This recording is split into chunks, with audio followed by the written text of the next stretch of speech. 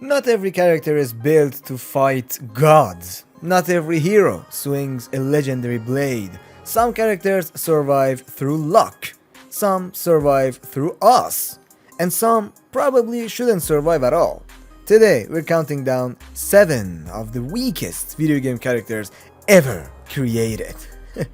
Number 7, the Merchant from Resident Evil 4.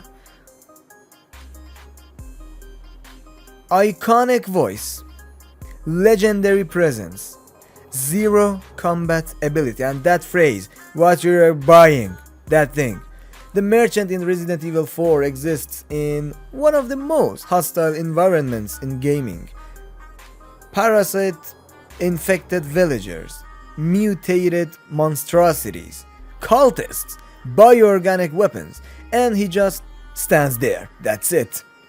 No visible weapons in use, no fighting animations, no survival explanation.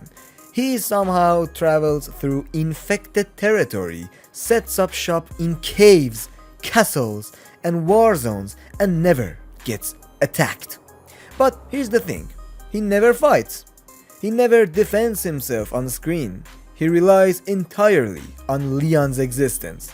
The Merchant survives not because he's strong, but because the game needs him. That's it.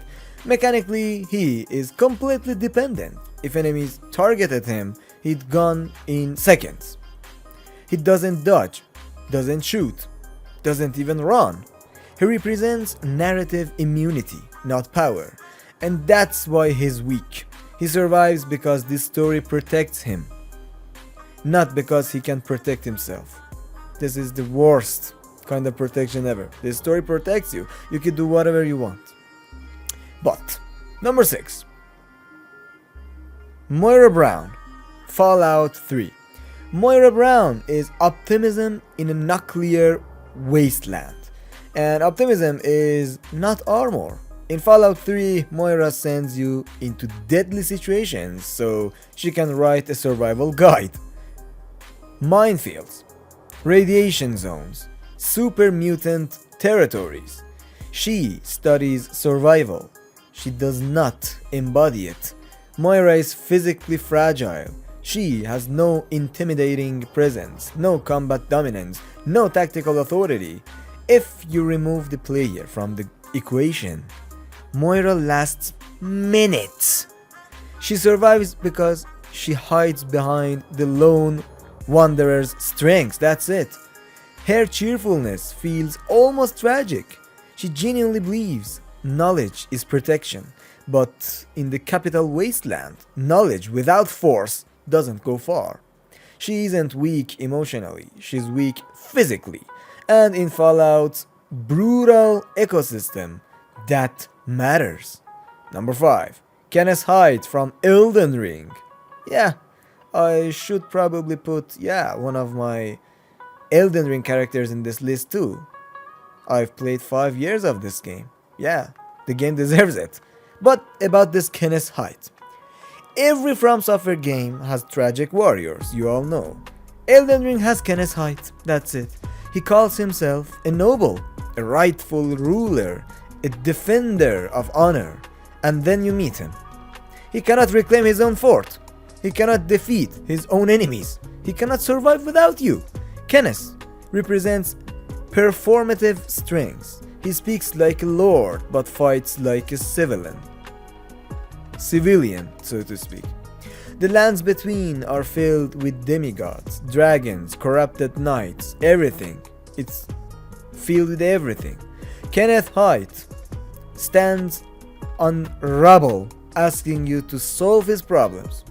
He isn't malicious, he's not comic relief like Patches. He's simply outmatched by the world he exists in. Strip away the tarnished, and Kenneth's claim to power collapses instantly. In a world of overwhelming brutality, Kenneth is painfully ordinary, and ordinary in Elden Ring is weakness. Now, number 4, Patapon, or the right pronunciation goes like Patapon. I used to call these ones Patapon, but yeah, I figured out that it is Patapon. I don't know why. So, individually, a Patapon soldier is almost nothing. Tiny, fragile, minimal independent action. They do not move unless you command rhythm. They do not attack unless you input beat. They are entirely dependent on player synchronization. Without you, they stand still. And that's the key. Their power is collective and conditional. Miss a rhyme? Miss a rhythm? They stumble. Lose tempo? They hesitate. Stop commanding? They freeze. That's it. A Patapon soldier has no autonomy, but I really like the music when they actually sing that. Like that. They are pure mechanical dependency. In a way, they are one of the most powerless characters and the cutest ones in gaming, because their existence is tied directly to your timing. No rhythm, no strings. Number 3. Cuno from Disco Elysium. Cuno talks like he runs the streets. Cuno acts untouchable. Cuno is not powerful. In Disco Elysium, if I pronounce it right, Cuno is a child, surviving through aggression and noise. He projects dominance through language, not action. No combat feats, no influence, no structural power. He survives through chaos and neglect. Cuno's weakness is social and physical, so to speak. He has no agency beyond verbal hostility. He cannot change the system, cannot fight it, cannot escape it, nothing. His power is illusion, that's it. An illusion shatters easily. Cuno isn't weak because he lacks personality. He's weak because the world he lives in does not grant him real leverage. Number 2. Navi, Legend of Zelda, Ocarina of Time. Hey, listen!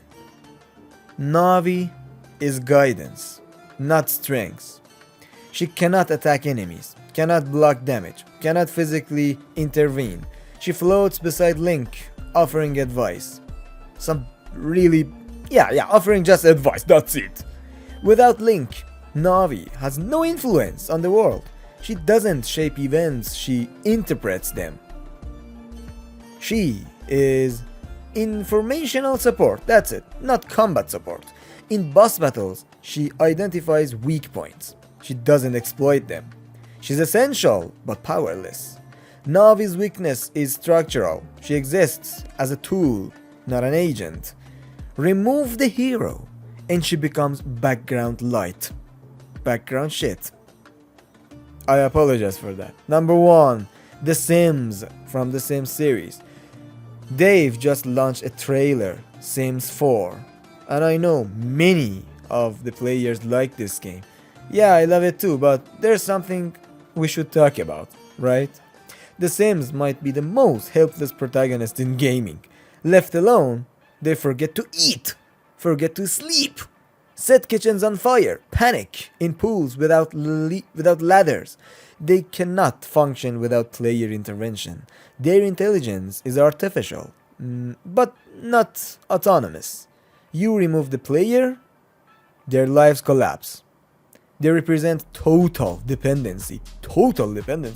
Every action directed, every success managed, every survival supervised. Unlike traditional weak characters, the Sims are designed to need you. They are structurally incapable of self-sufficiency, and that makes them arguably the weakest characters in gaming because their existence is entirely conditional. Last time we talked about characters that instantly make us happy, yes. Today we looked at characters who probably wouldn't survive 5 minutes without help, even a second. If you want the wholesome side of gaming, watch that Happy Characters countdown next and subscribe to Susha Prime for more deep gaming breakdowns. Thank you for staying with me through the end of the video. Take care as always, and farewell.